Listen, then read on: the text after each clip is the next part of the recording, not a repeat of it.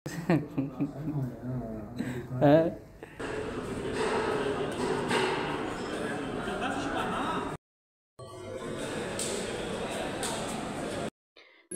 वालेकुम व्यूअर्स, कैसे हैं आप? उम्मीद है खैरियत के साथ होंगे। बात ये है कि आपको तो जैसे पता ही है कि मैं 2 दिन से यूट्यूब से गायब हूँ।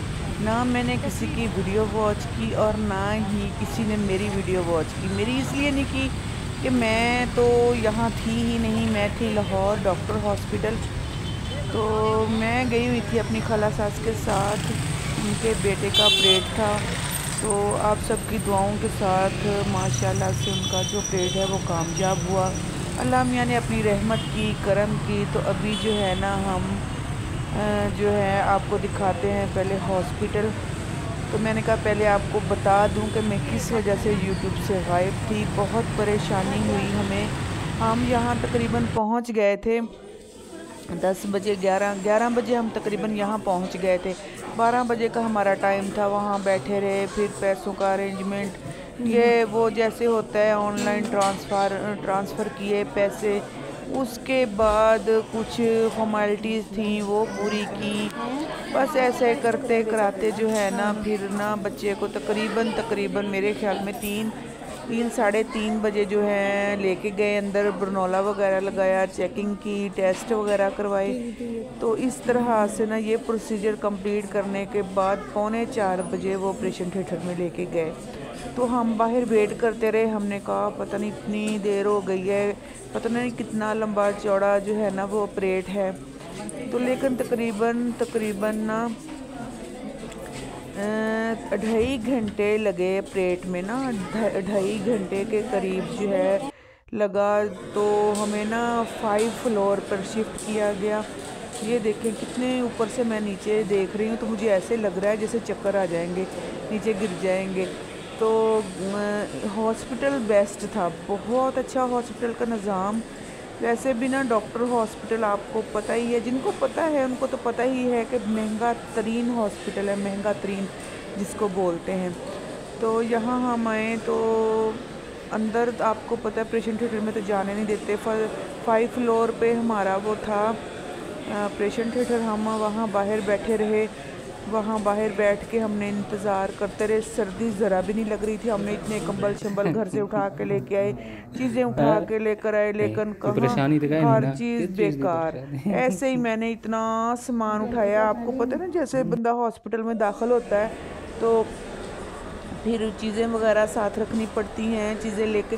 मैंने कहा किसी चीज़ की परेशानी ना हो हमें। हमने कंबल रखा, बर्तन रखे और बस इस तरह से ना चीज़ें रखी साथ। तो डॉक्टर साहब ने बोला कि ये देखें सामने सारी चीज़ें पड़ी हुई हैं। तो मैंने ना डॉक्टर साहब से बोला कि आपने कितने दिन, मसलन के 1 दिन रखेंगे, 2 दिन? कहते नहीं जी हम तो आपको शाम को छुट्टी दे देंगे। मैंने कहा हैं शाम को छुट्टी? उन्होंने कहा हाँ शाम को हम छुट्टी दे देंगे। मैंने कहा चलो अच्छी बात है, कोई बात नहीं। हम गाड़ी पे लेके आए थे, गाड़ी पे लेके तो वापस चले जाएंगे। इस तरह फिर ना तकरीबन जब उसे होश आया उसके बाद हमने ना तकरीबन 1 घंटा इंतज़ार किया। 1 घंटे के बाद जाकर उसे अच्छे से होश आया। फिर हम वहाँ से निकले। लेकिन निकलना क्या था, बेटे को बोला कि गाड़ी बुक करवा दो। गाड़ी बुक करवाए, कोई बंदा गाड़ी जो है ना बुक करने के लिए तैयार नहीं था, कोई बंदा आने के लिए तैयार नहीं था। इतनी धुंध थी। अल्लाह अल्लाह करके ना घर पहुँचे। लाहौर से जब हम निकले तो उस वक्त तो मसलन के गाड़ियाँ आगे पीछे थी, कुछ रोशनियाँ थी, जिसकी वजह से ना मसलन के इतनी परेशानी नहीं हुई। जैसे ही थोड़ी सी धुंध और बढ़ी ना तो आप यकीन करें नज़र ही कुछ नहीं आ रहा था, ऐसे लग रहा था।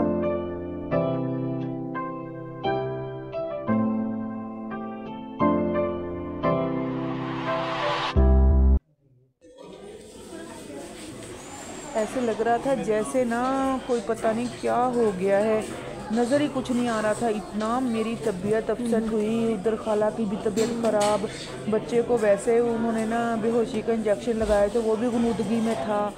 और साथ में फिर शियान का पापा भी था। हम सब ने इतने वो अपसेट हुए ना, आपको क्या बताऊं।